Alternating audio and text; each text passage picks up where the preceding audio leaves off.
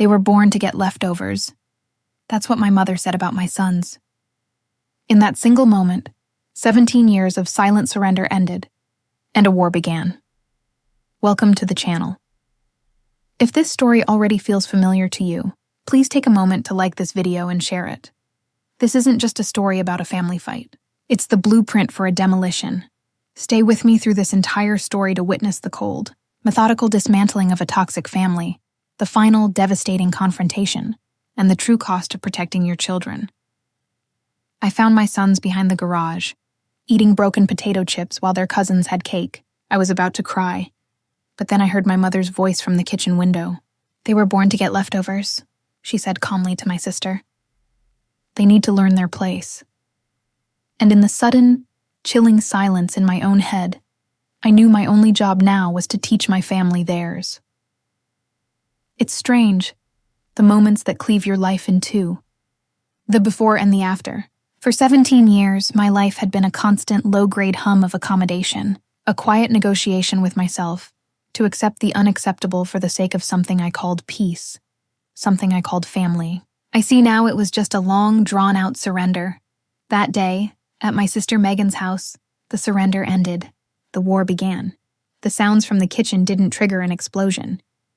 There was no screaming, no shattering of plates, no dramatic confrontation that would give them the satisfaction of calling me hysterical. That's what they would have wanted. It would have fit their narrative of me, Ashley, the sensitive one, the one who takes things too personally. No. What happened was much quieter. And much more terrifying. A perfect crystalline calm descended upon me.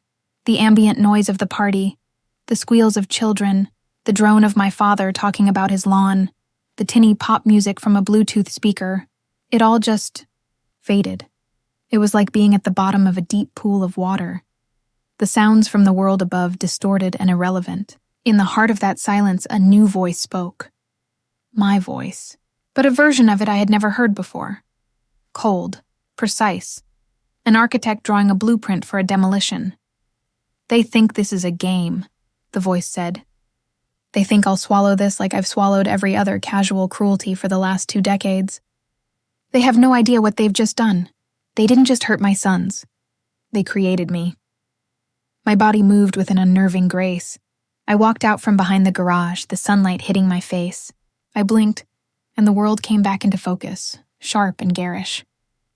I saw Megan laughing, holding a piece of cake slathered in blue frosting.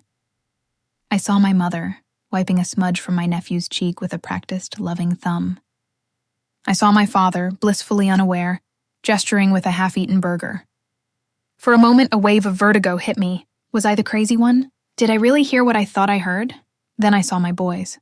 They were sitting at that rickety, forgotten picnic table, the one usually reserved for garden tools. My youngest, Sam, was carefully picking the sesame seeds off a stale hot dog bun, lining them up like little soldiers. My oldest, Leo, was crushing the last of the broken potato chips in the bottom of the bag into a fine dust, which he then licked off his fingers. There were no plates, no forks, just the scraps, the crumbs. The calm solidified into something harder, something permanent. I walked over to them, my shoes making soft sounds on the overgrown grass. They looked up, their faces smudged with dirt and salt. There was no complaint in their eyes, no sense of injustice. They had accepted their lot because they were children, and they trusted the adults around them to be fair.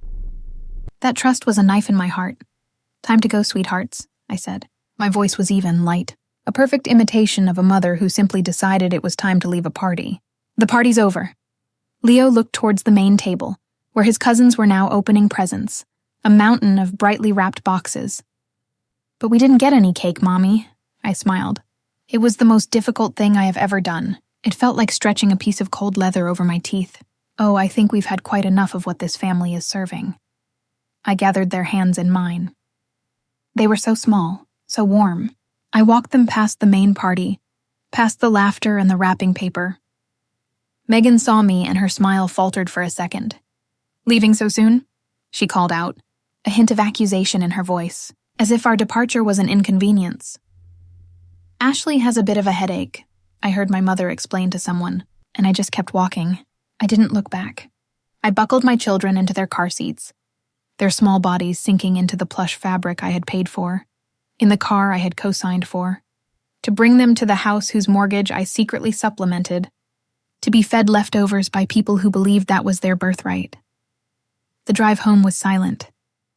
Utterly, unnervingly silent. The radio was off. The only sound was the hum of the tires on the asphalt. I kept my eyes fixed on the road, my hands locked at 10 and 2 on the steering wheel. In the rearview mirror, I could see my sons. They were quiet, watching the world go by. They had already forgotten about the cake. Children are resilient like that. They live in the now, but I live in the past, the present, and the future.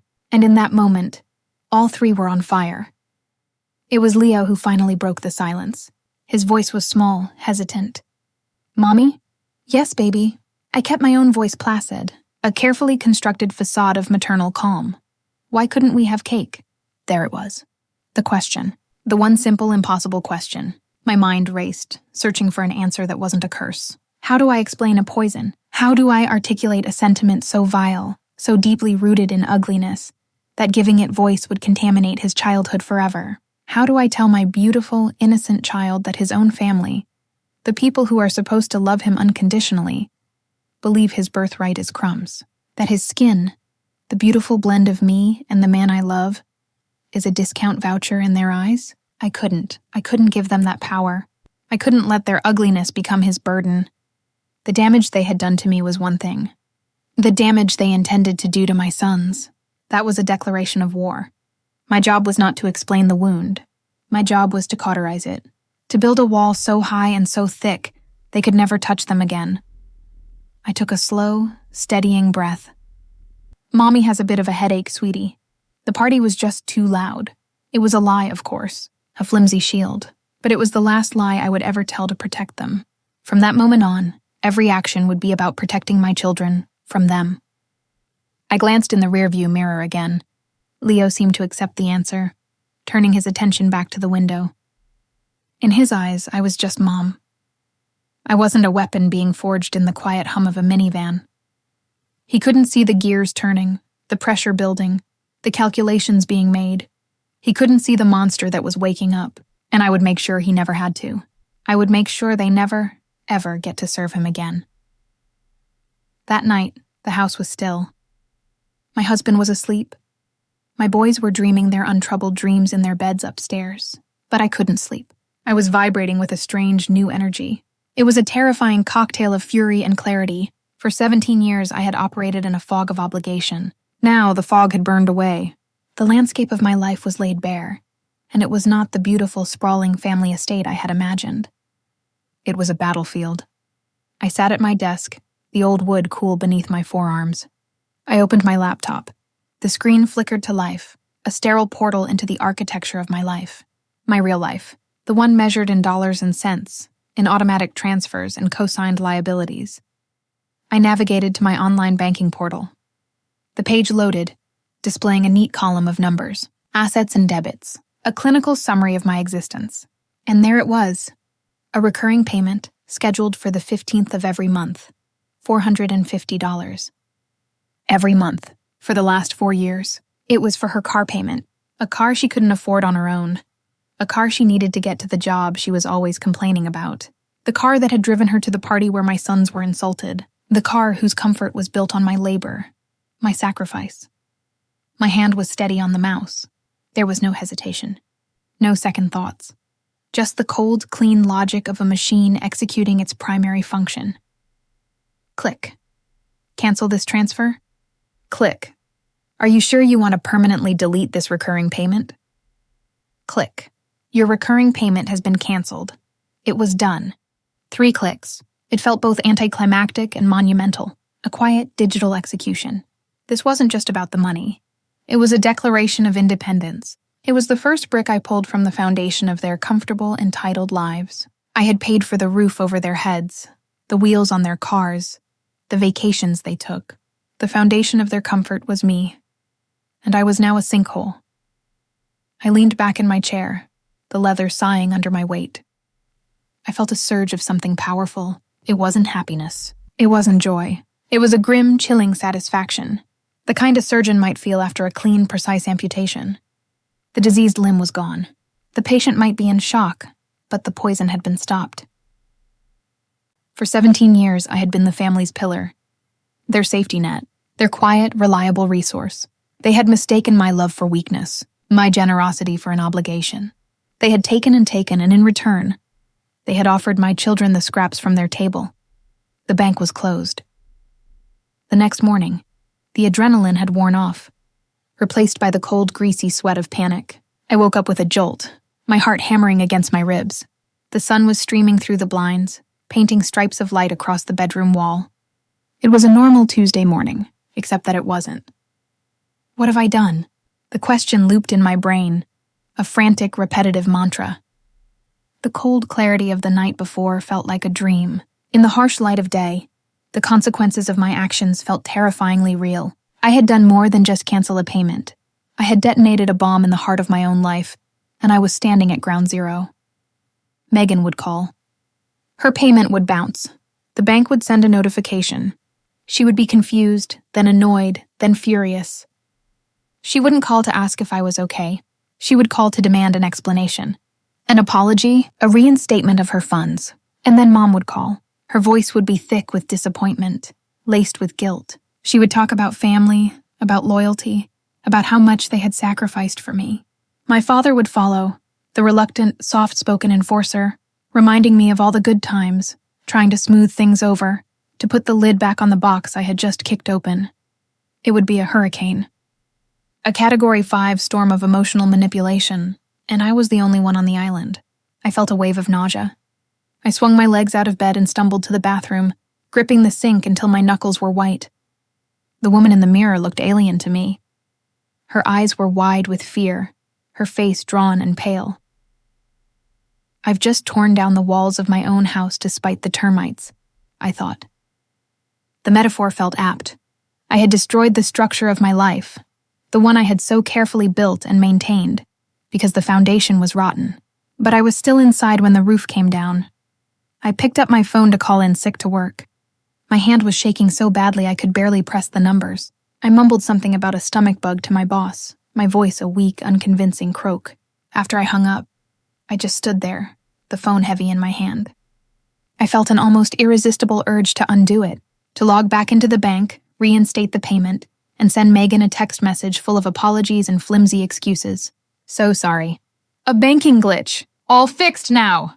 I could make it all go away. I could rebuild the walls, ignore the termites, and pretend last night never happened. I could go back to the hum of accommodation, back to the surrender.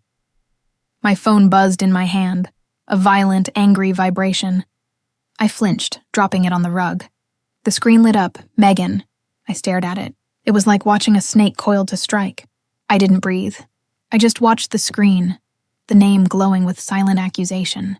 It rang and rang, a relentless, demanding summons. I didn't move.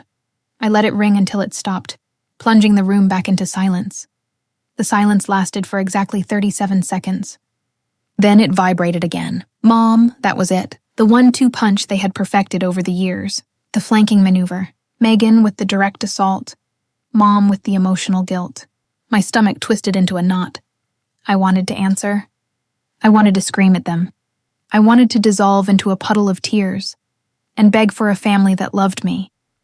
A family that loved my children. But the woman from last night, the cold architect of demolition, was still there. She was quiet, but she was strong. She reached out and took control. I walked over to the phone. I didn't decline the call. That would be an action, an engagement. Instead, I pressed the volume button on the side, silencing the ringer. The screen continued to flash, a desperate, silent beacon. I picked it up, walked into the living room, and tossed it onto the couch, screen down. I could hear their voices in my head, as clearly as if they were in the room.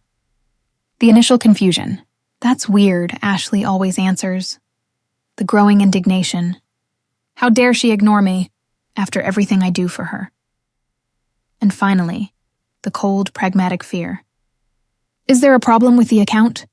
They weren't worried about me. They weren't concerned that something might be wrong. They were checking on the status of their allowance. Their calls weren't wellness checks. They were system diagnostics. The ATM was offline, and they were running a test to see if the machine was broken. I stood in the center of my quiet living room. The silence was absolute, and in that moment, I realized it was the most powerful weapon I had ever possessed. They had used their words to wound my children. They had used love as a lever to pry open my wallet. For 17 years, they had controlled the narrative. Now I controlled the silence, and it was going to be deafening. The first move was a tremor, a silent digital tremor that they would have felt 1,000 miles away. For 17 years, I had been their bedrock, the solid ground beneath their feet. They never once thought to look down, to consider that the ground had a breaking point. When the calls came, first from Megan, then my mother, it was exactly as I'd predicted.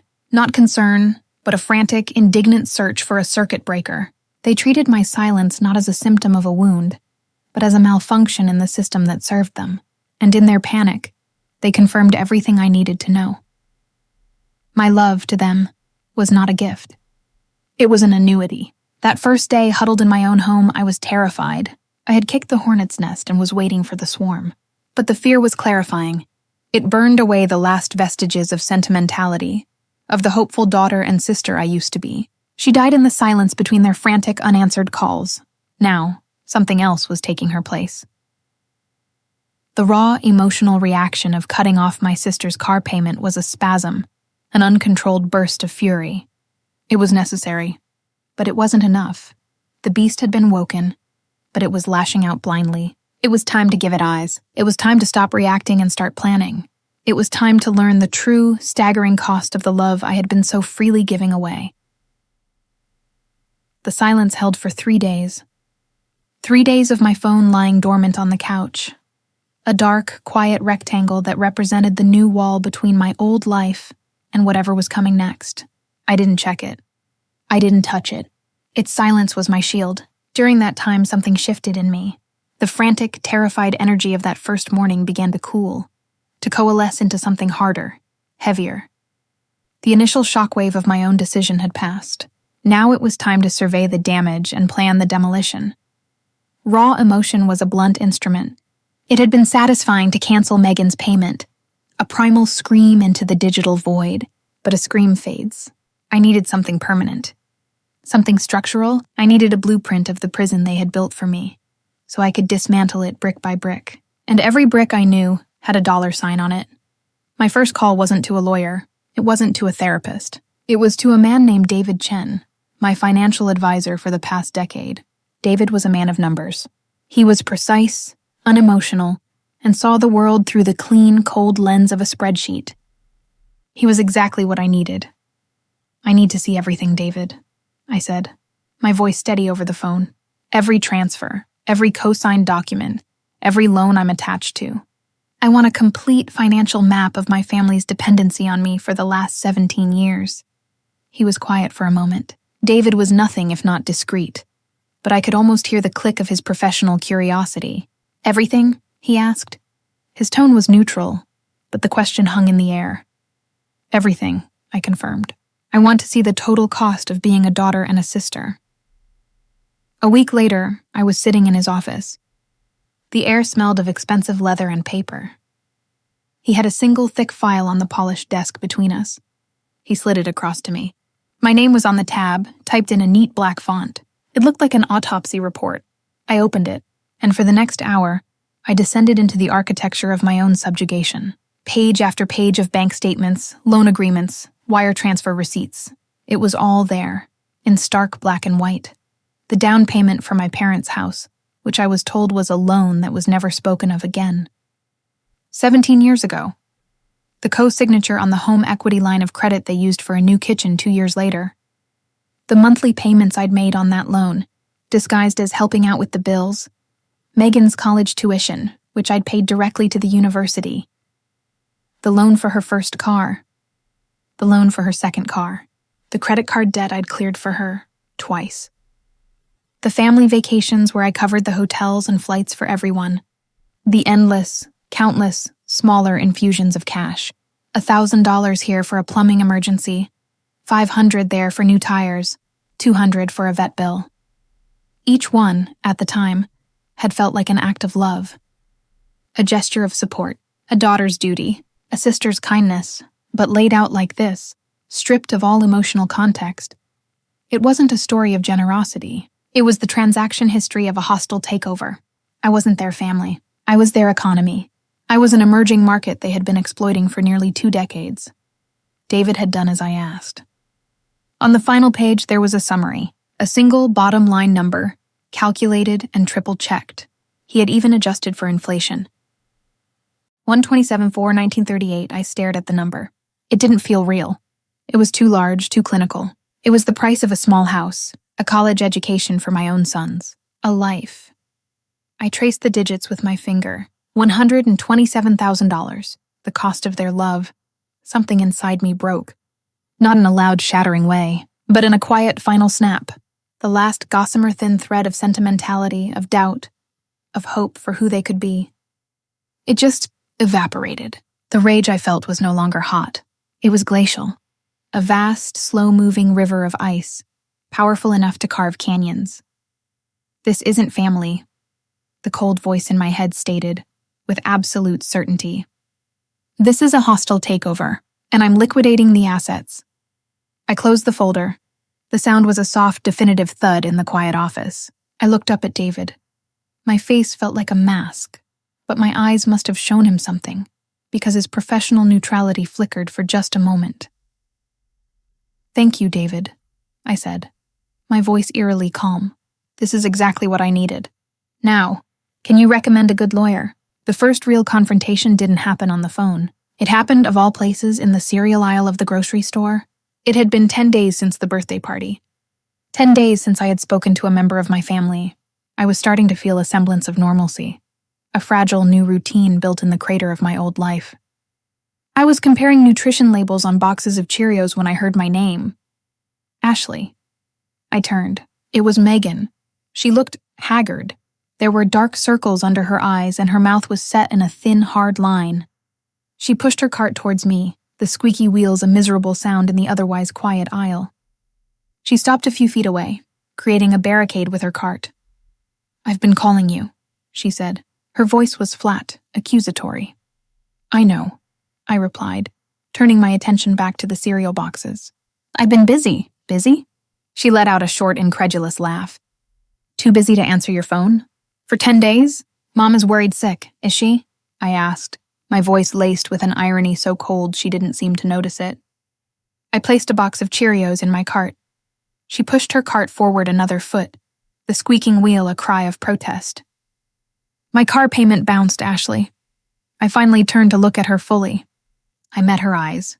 For years, in moments of conflict, I would have looked away. I would have mumbled an apology, made an excuse, smoothed things over. My entire life had been a masterclass in de-escalation, but the woman who did that was gone.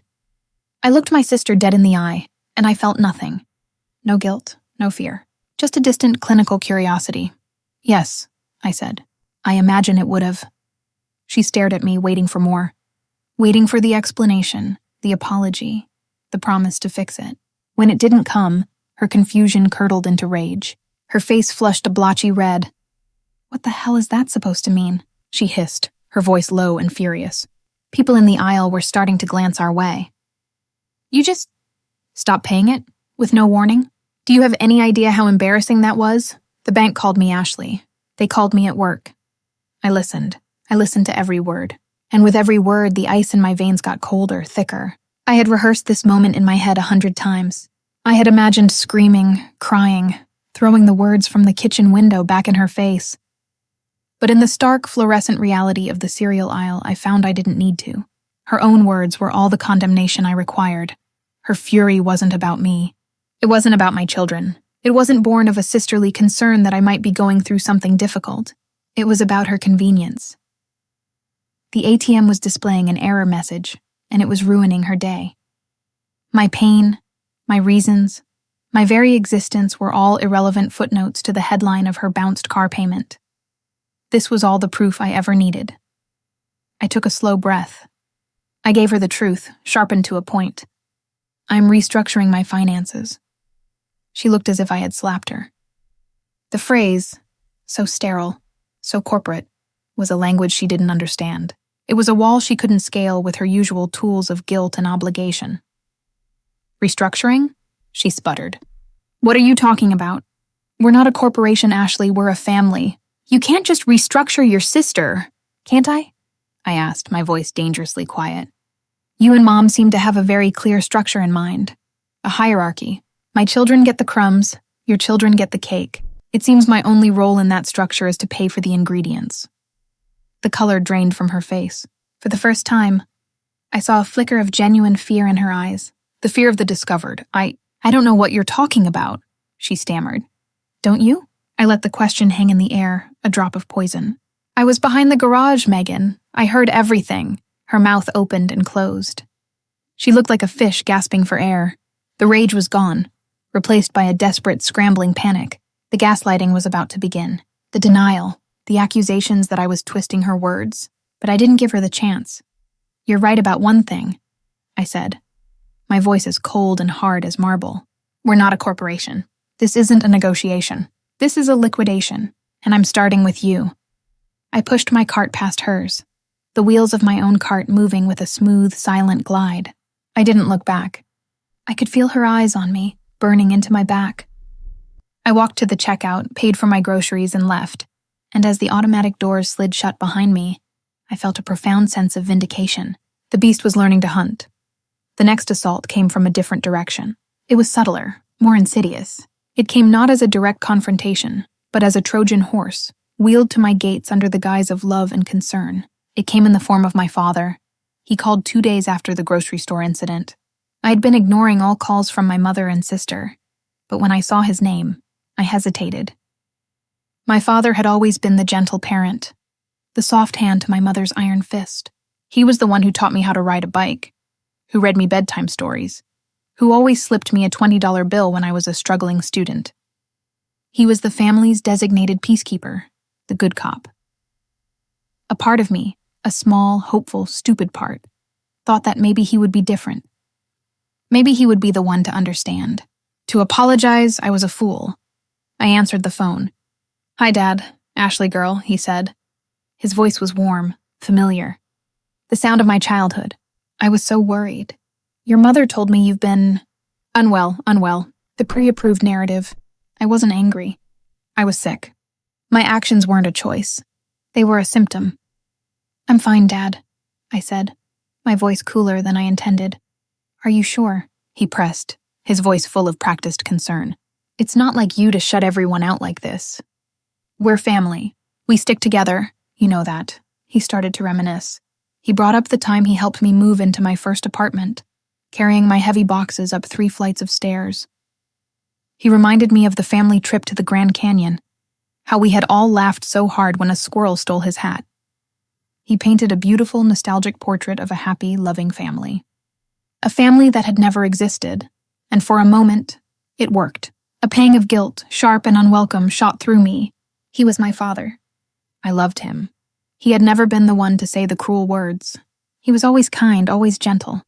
Was I being fair? Was I punishing the innocent along with the guilty? The beast inside me faltered. Its claws retracted. Was this all a terrible mistake? Then I remembered. He wasn't the one who said the words. But he was there. He was sitting at the main table in the sun, eating a hamburger piled high with toppings while my sons, his grandsons, were being led behind a garage to eat stale buns. He saw it. He must have seen it. He saw my mother tell my children to wait. He saw Megan serve her own kids first. He saw the inequity, the casual cruelty, laid bare on a paper plate. And he did nothing. He said nothing. He just took another bite of his burger. His silence was his vote. He wasn't an innocent bystander. He was a willing accomplice, a beneficiary of a system that served him and his preferred grandchildren at the expense of mine. His kindness, his gentleness, it wasn't a virtue. It was a tool of complicity. He kept the peace by allowing the injustice to happen, as long as he didn't have to be the one to swing the axe. The beast roared back to life, stronger than before. The guilt vanished, burned away by the white-hot flame of my fury. And we just want our little girl back, he was saying, his voice thick with emotion. The little girl who paid for your vacations and supplemented your mortgage and looked the other way for 17 years? She's not here anymore, I said. You want to talk about family sticking together, Dad? Where was that family when your grandsons were being fed scraps in the backyard? Where was your voice then? Now hold on, he started, his tone shifting from concerned father to flustered defendant. "You're twisting things. It was a misunderstanding. Your mother just felt—" "I don't care what she felt," I snapped. "I care what she said. And I care what you didn't say. You watched it happen. You endorsed it with your silence. So don't you dare call me and talk about the good old days. The good old days were a lie. A lie I paid for." He was speechless. I had never spoken to him like this in my entire life. I had stripped him of his power, his role as the gentle patriarch. I had shown him the man behind the curtain, and it was just a man who chose comfort over courage. "I have to go, Dad," I said, my voice softening slightly, but not with warmth, with finality. "Goodbye." I hung up the phone before he could reply. I sank onto the edge of my bed, my body trembling. This was harder than the fight with Megan. It hurt more. It was the severing of a deeper root, but it was just as necessary. I was systematically cutting every rope, every wire, every emotional chain that connected me to them. And the biggest one was yet to come. The time for piecemeal revenge was over. Cutting off Megan's car payment was a slap on the wrist. Confronting my father was an emotional exorcism, but these were reactive measures. It was time to go on the offensive. It was time to dynamite the reservoir. The next day I was in a different office. This one belonged to a man named Arthur Vance. He was a lawyer. A shark in a $1,000 suit with cold, intelligent eyes that missed nothing. He was exactly the predator I needed. I didn't tell him the story of the birthday party. I didn't talk about my children or my feelings. Men like Arthur Vance didn't deal in feelings. They dealt in contracts, obligations, and liabilities. So I gave him the file David Chen had prepared. The autopsy report. I watched his face as he read. He was impassive, his expression unreadable. He turned the pages with a dry rustling sound. When he got to the final page, the one with the number, he paused. He looked up at me, over the top of his half-moon glasses. $127,000, he said, his voice a low whistle. "That's quite a generous gift." "It wasn't a gift," I said. "It was an investment. And I'm calling it due." I told him what I wanted. I wanted my name off everything. The co-signature on my parents' mortgage, the home equity line of credit, any and all financial instruments that tied my name, my credit, my future to theirs. I wanted a full legal and financial separation, a divorce. He listened patiently, occasionally making a note on a yellow legal pad. When I was finished, he steepled his fingers and looked at me. "This will be aggressive," he said, a glint in his eye. "It will have significant and immediate consequences for them. You understand that, don't you?" "I'm counting on it," I replied. "They will have to refinance their home loan," he continued, laying out the dominoes. "Given the information here about their income and credit, it is highly unlikely any bank will approve them without you as a co-borrower. They will likely default." "I understand." "This is the point of no return, Ms. Miller," he said, his voice soft, but his eyes sharp as razors. "Once I send these letters, the house of cards collapses." The house of cards. His words hung in the air. It was the perfect metaphor. A structure built on a precarious foundation of lies and entitlement. And I was about to pull out the single card that held the whole thing up. Me. "This is it," the voice in my head whispered. "The beast is truly unbound." I looked at Arthur Vance, the shark who was about to do my bidding. And I gave him the order. Send the letters. For a week, I heard nothing. The silence from my family was different now. It was no longer the silence of my own making. It was the stunned, terrified silence of someone who has just seen the flash of lightning and is waiting for the thunder. The letters from Arthur's office would have arrived. Certified mail, cold, legal, undeniable. The clock was now ticking on their lives. During that week, I tried to keep busy. I went to work. I played with my sons. I cooked dinner. I went through the motions of my life, but I felt like a ghost. I was living in the surreal, suspended moment before the impact. And then the collateral damage arrived. The part of the plan I hadn't accounted for. The part that proved the beast, once unleashed, could not be fully controlled. It came in the form of a child's voice. My phone rang. It was an unknown number. I almost didn't answer, but some instinct made me press the button. "Auntie Ashley?" My breath caught in my throat. It was my nephew, Megan's son Michael. He was 8 years old. He was a sweet, funny kid who adored his cousins. "Hi, sweetie," I managed to say, my voice thick. "How are you?" "I'm good. I'm using Mommy's new phone. She's at her new job." His voice was bright, innocent, utterly unaware of the war being waged by the adults around him. I was just calling to ask, "Can I still come for a sleepover this weekend?" Me and Leo and Sam were going to build the big Lego spaceship. And there it was, the innocent, the one person in this entire ugly mess who had done nothing wrong, the child who loved my children, and who my children loved back. He was a casualty of a war he didn't even know was happening. I closed my eyes. How could I have him over? How could I look into his innocent face, knowing I was systematically destroying his parents' lives? How could I pretend to be the fun, loving aunt while I was holding the detonator to his world? But how could I say no? How could I punish him for the sins of his mother? I had to lie. It was a cruel, necessary lie, the kind that leaves a scar on your own soul. "Oh, sweetie," I said, my voice catching. I forced a lightness I didn't feel. "I'd love that, but I'm just so busy with work right now. We're going to have to do it another time, okay?" "Oh," he said. The disappointment in his single word was a physical blow. "Okay, Auntie Ashley. I'll tell Leo. You do that, honey. I love you." "Love you too," he said, and the line went dead. I held the phone to my ear for a long time after he hung up. The silence was no longer my weapon. It was my punishment. I had started this war to protect my children, to build a fortress around them, but I was beginning to see that the blast radius was wider than I had ever imagined. Michael didn't do anything wrong. He loves my boys, but his parents built their comfortable life on a foundation of hate, and I was bringing the whole thing down. I couldn't protect him from the rubble. This is the true cost of this war. I sat there, in the quiet of my home, and for the first time since this all began, I wept. Not for my family, not for myself. I wept for an innocent little boy who wanted to build a Lego spaceship with his cousins. I wept because the monster I had become couldn't tell the difference between the guilty and the innocent. It just destroyed everything in its path. That phone call with my nephew was the first crack in my armor. It was a stark, brutal reminder that in a war, no one is truly safe, not even the ones you're fighting for. For a few days after, the beast inside me was quiet, nursing a wound of its own. The cold, righteous fury was tainted with a bitter dose of grief. I had accepted that I was destroying my parents and my sister. I had not, however, prepared for the pain of hurting their children. But the machine I had set in motion was already running. It was a massive, silent engine of legal and financial consequence, and it did not care about my feelings. It only cared about contracts, deadlines, and defaults. The time for action was over. The time for consequence had arrived. All I could do now was watch.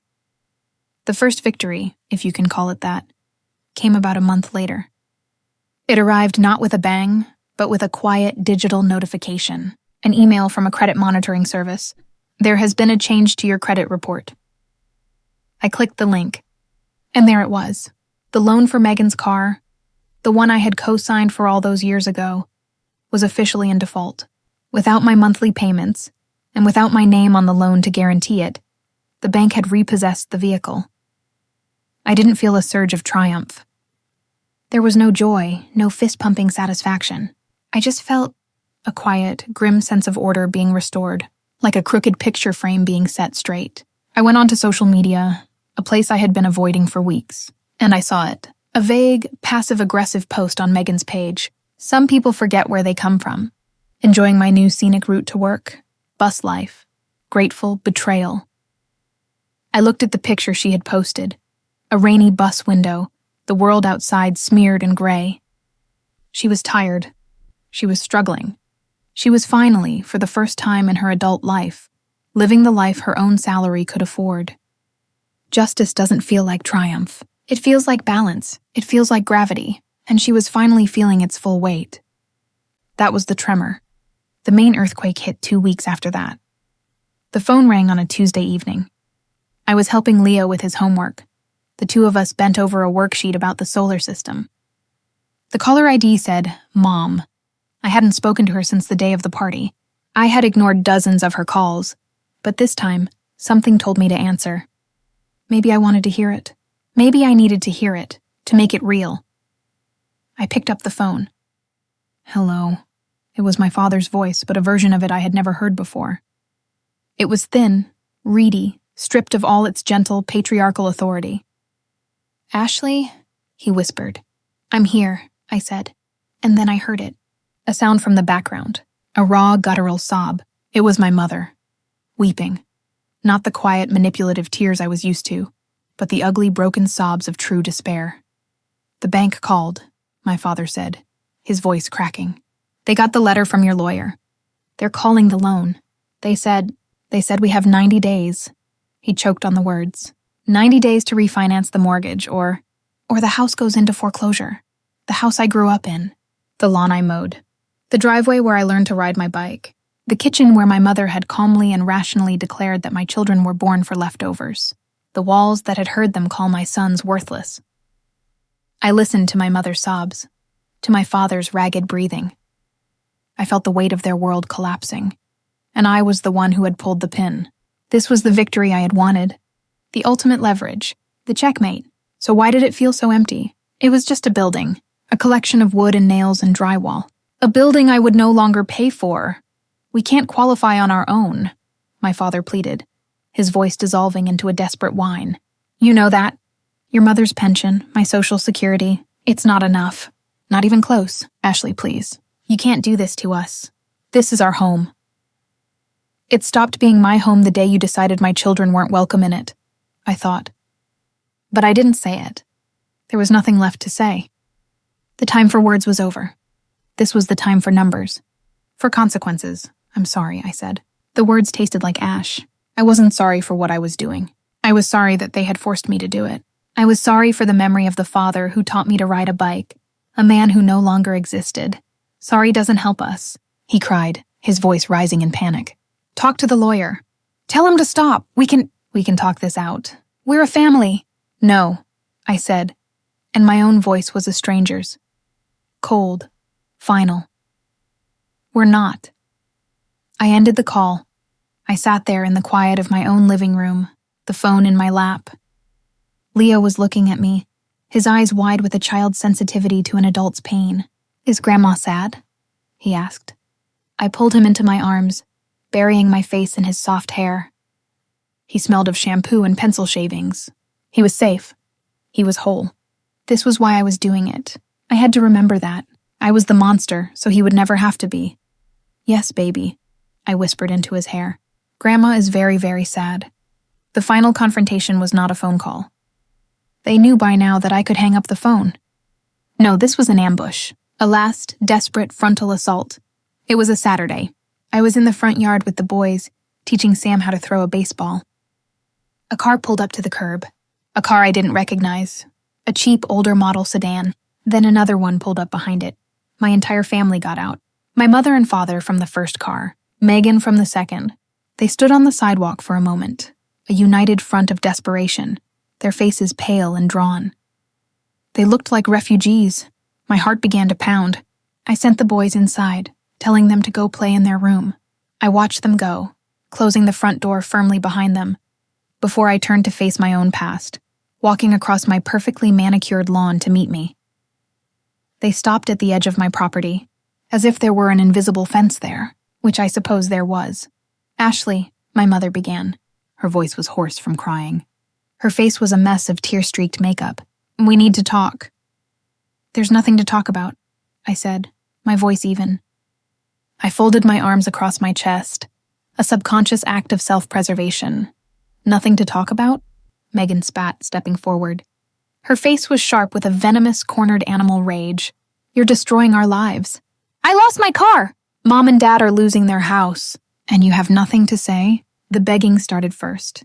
A pathetic, whining chorus of "how could yous," and "after all we've done for yous." They talked about sacrifice, about family, about love. They used the words like bludgeons, trying to beat me back into submission. When the begging didn't work, it turned to accusations. I was selfish. I was ungrateful. I was cruel. I was throwing away my family over a misunderstanding. And then finally, my mother screamed it. The words I had been waiting to hear. The final absolute confirmation that they would never, ever understand. "You're a monster," she shrieked, her voice cracking with a rage born of pure entitlement. A cold-hearted monster. "You are destroying this family. You are destroying your mother and father, your own sister, over one stupid, misunderstood comment." And there it was. One stupid, misunderstood comment. They still didn't see it. They never would. Their apology wasn't for the hate. It wasn't for the casual, systemic cruelty they had shown my children, their own blood. It was for the consequences. They weren't sorry for the wound. They were just furious that I had decided to stop bleeding for them. I looked at their faces. My mother, twisted with a rage that made her ugly. My father, weak and weeping beside her, a pathetic enabler. My sister, her eyes burning with a lifetime of jealousy and resentment. I looked at these people who had shaped my world, whose love I had craved for my entire life. And I saw strangers.